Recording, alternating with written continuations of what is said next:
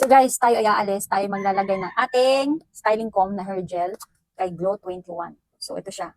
So dahil gusto ko mag-ponytail, at tingnan nyo naman yung buko, so kailangan nating lagyan ng hair gel. So madali lang po siyang i-apply sa ating hair. Tapos, hindi siya ganun katigas, yung like other gel talaga na sobrang tigas. So ayan, magpo-ponytail ako today para naman neat looking tayo. Saka ko naanihin yung aking face. So dahil Valentine's Day ngayon, tayo ay neat looking, di ba? So after nyo lagyan ng ating hair gel, so suklayin nyo muna para swabe yung ano natin, pagka ponytail, di ba?